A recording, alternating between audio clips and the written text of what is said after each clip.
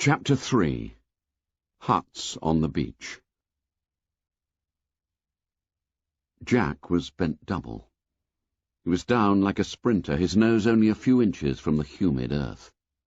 The tree trunks and the creepers that festooned them lost themselves in a green dusk 30 feet above him, and all about was the undergrowth.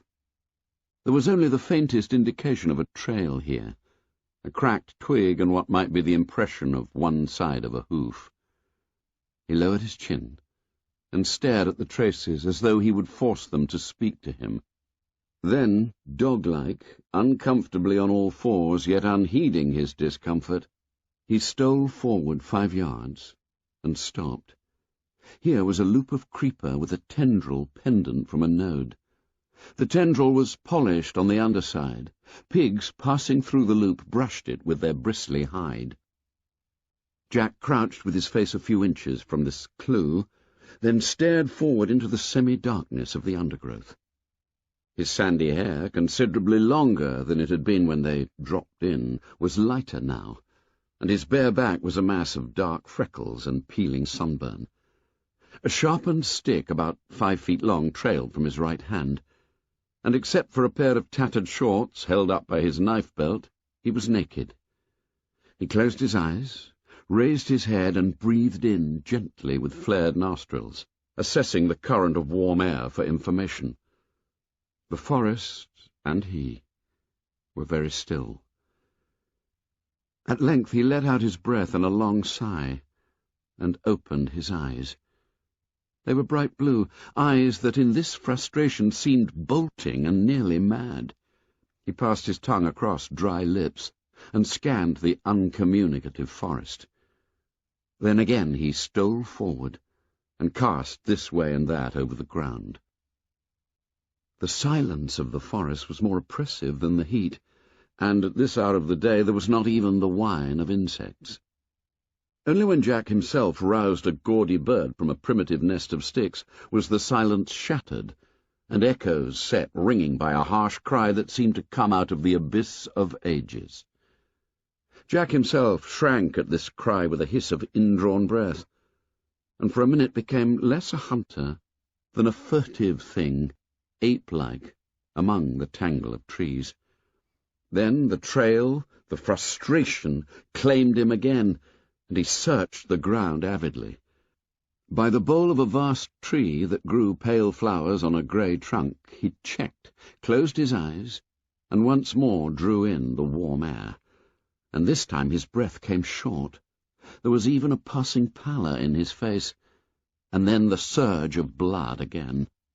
He passed like a shadow under the darkness of the tree, and crouched, looking down at the trodden ground at his feet.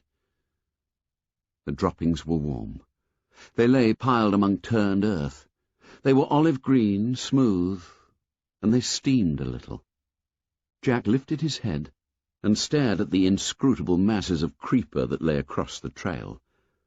Then he raised his spear and sneaked forward. Beyond the creeper, the trail joined a pig run that was wide enough and trodden enough to be a path. The ground was hardened by an accustomed tread, and as Jack rose to his full height he heard something moving on it. He swung back his right arm and hurled the spear with all his strength. From the pig run came the quick, hard patter of hoofs, a castanet sound, seductive, maddening, the promise of meat. He rushed out of the undergrowth and snatched up his spear. The pattering of pigs' trotters died away in the distance. Jack stood there, streaming with sweat, streaked with brown earth, stained by all the vicissitudes of a day's hunting. Swearing, he turned off the trail and pushed his way through until the forest opened a little, and instead of bald trunks supporting a dark roof, there were light grey trunks and crowns of feathery palm. Beyond these was the glitter of the sea, and he could hear voices. Ralph was standing by a contraption of palm trunks and leaves, a rude shelter that faced the lagoon and seemed very near to falling down. He did not notice when Jack spoke. "Got any water?" Ralph looked up, frowning from the complication of leaves. He did not notice Jack even when he saw him. "I said, have you got no water? I'm thirsty." Ralph withdrew his attention from the shelter and realized Jack with a start. "Oh, hello.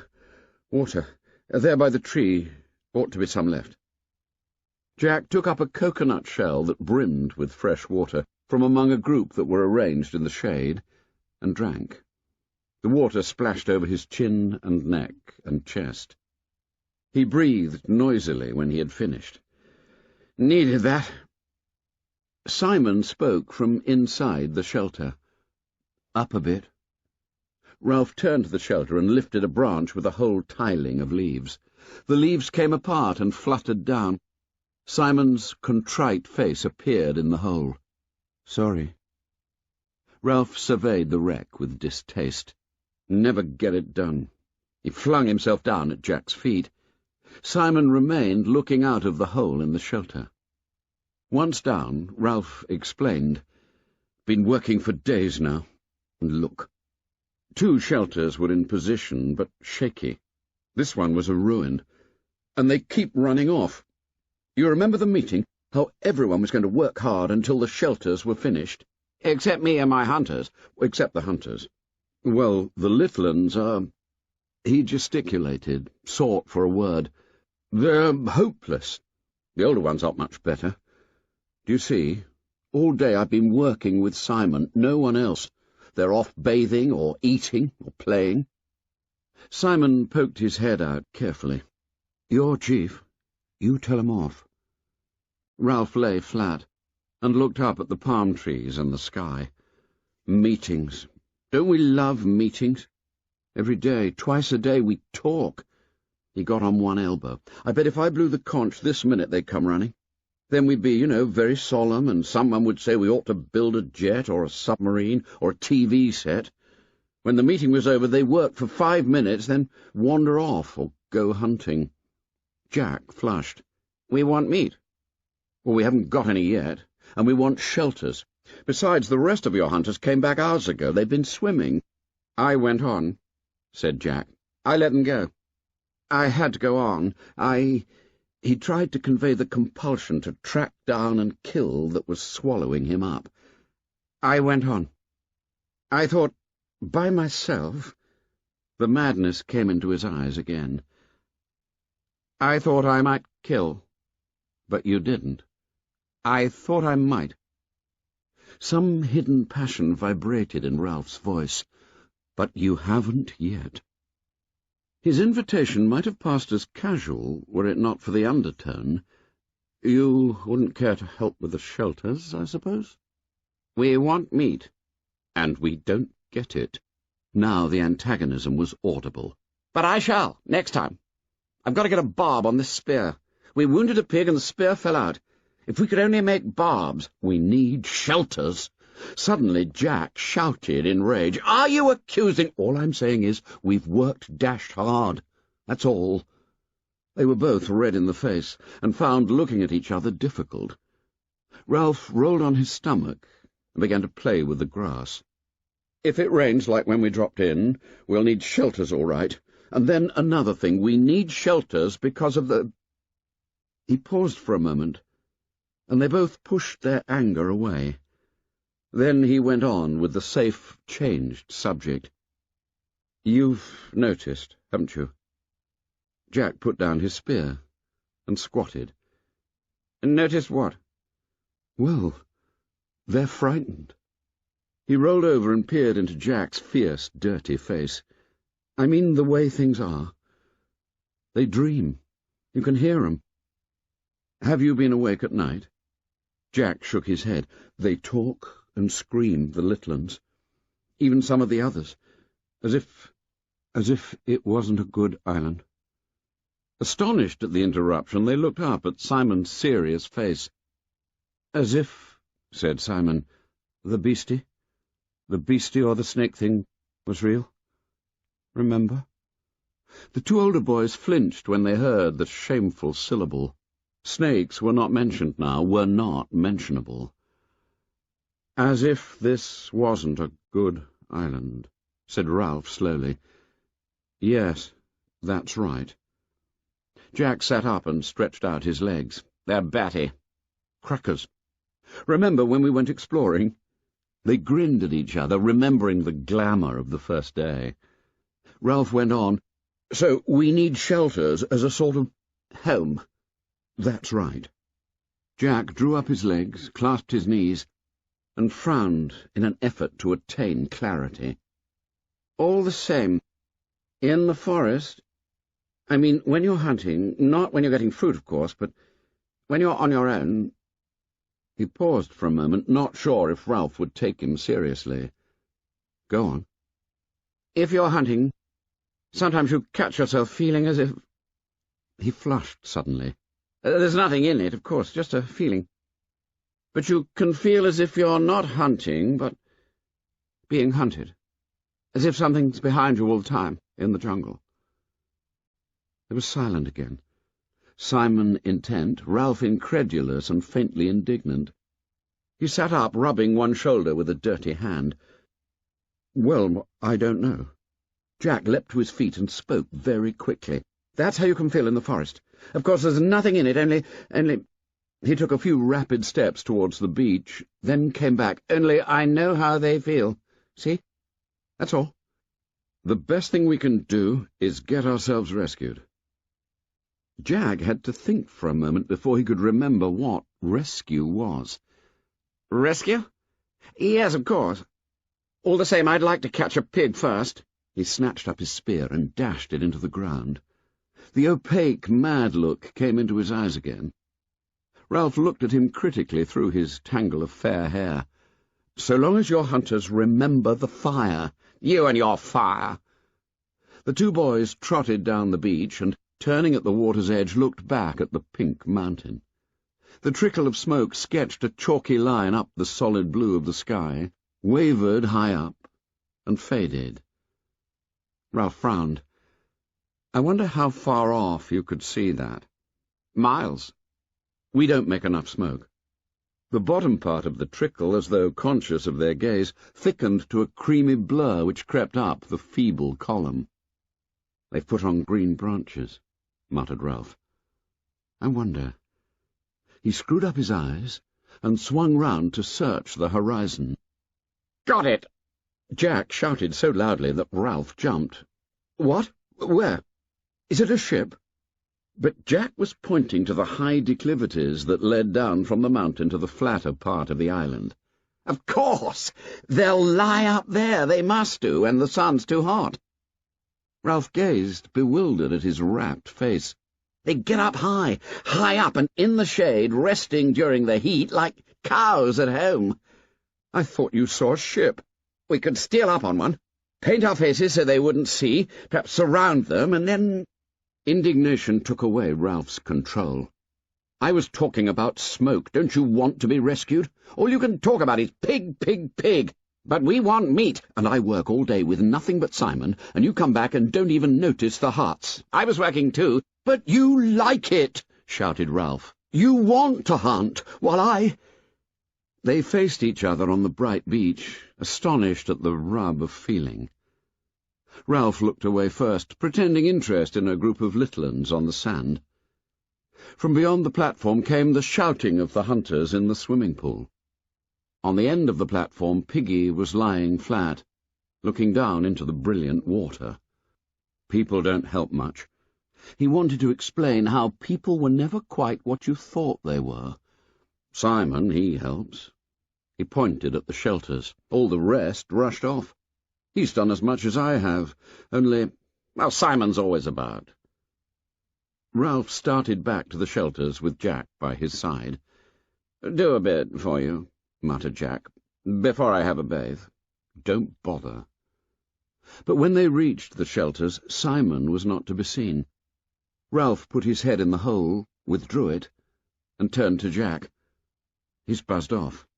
"Got fed up," said Jack, "and gone for a bathe." Ralph frowned. "He's queer. He's funny." Jack nodded, as much for the sake of agreeing as anything, and by tacit consent they left the shelter and went towards the bathing pool. "And then," said Jack, "when I've had a bathe and something to eat, I'll just trek over to the other side of the mountain and see if I can see any traces. Coming?" "But the sun's nearly set. I might have time." They walked along, two continents of experience and feeling, unable to communicate. "If I could only get a pig. I'll come back and go on with the shelter." They looked at each other, baffled, in love and hate. All the warm salt water of the bathing pool and the shouting and splashing and laughing were only just sufficient to bring them together again. Simon, whom they expected to find there, was not in the bathing pool. When the other two had trotted down the beach to look back at the mountain, he had followed them for a few yards, and then stopped. He had stood frowning down at a pile of sand on the beach where somebody had been trying to build a little house or hut. Then he turned his back on this and walked into the forest with an air of purpose. He was a small, skinny boy, his chin pointed, and his eyes so bright they had deceived Ralph into thinking him delightfully gay and wicked. The coarse mop of black hair was long and swung down, almost concealing a low, broad forehead. He wore the remains of shorts, and his feet were bare like Jack's. Always darkish in colour, Simon was burned by the sun to a deep tan that glistened with sweat. He picked his way up the scar, past the great rock where Ralph had climbed on the first morning, then turned off to his right among the trees. He walked with an accustomed tread through the acres of fruit trees, where the least energetic could find an easy, if unsatisfying, meal. Flower and fruit grew together on the same tree, and everywhere was the scent of ripeness, and the booming of a million bees at pasture. Here the little uns who had run after him caught up with him. They talked, cried out unintelligibly, lugged him towards the trees. Then, amid the roar of bees in the afternoon sunlight, Simon found for them the fruit they could not reach, pulled off the choicest from up in the foliage, passed them back down to the endless, outstretched hands. When he had satisfied them, he paused and looked round. The little uns watched him inscrutably over double handfuls of ripe fruit. Simon turned away from them and went where the just perceptible path led him. Soon high jungle closed in. Tall trunks bore unexpected pale flowers all the way up the dark canopy, where life went on clamorously. The air here was dark, too, and the creepers dropped their ropes like the rigging of foundered ships. His feet left prints in the soft soil, and the creepers shivered throughout their lengths when he bumped them. He came at last to a place where more sunshine fell. Since they had not so far to go for light, the creepers had woven a great mat that hung at the side of an open space in the jungle. For here a patch of rock came close to the surface and would not allow more than little plants and ferns to grow. The whole space was walled with dark aromatic bushes, and was a bowl of heat and light. A great tree, fallen across one corner, leaned against the trees that still stood, and a rapid climber flaunted red and yellow sprays right to the top. Simon paused. He looked over his shoulder, as Jack had done at the close ways behind him, and glanced swiftly round to confirm that he was utterly alone. For a moment his movements were almost furtive. Then he bent down and wormed his way into the centre of the mat. The creepers and the bushes were so close that he left his sweat on them, and they pulled together behind him. When he was secure in the middle, he was in a little cabin screened off from the open space by a few leaves. He squatted down, parted the leaves, and looked out into the clearing. Nothing moved but a pair of gaudy butterflies that danced round each other in the hot air. Holding his breath, he cocked a critical ear at the sounds of the island. Evening was advancing towards the island. The sounds of the bright, fantastic birds, the bee sounds, even the crying of the gulls that were returning to their roosts among the square rocks, were fainter. The deep sea, breaking miles away on the reef, made an undertone less perceptible than the susurration of the blood. Simon dropped the screen of leaves back into place. The slope of the bars of honey-coloured sunlight decreased, They slid up the bushes, passed over the green candle-like buds, moved up towards the canopy, and darkness thickened under the trees. With the fading of the light, the riotous colours died, and the heat and the urgency cooled away. The candle-buds stirred.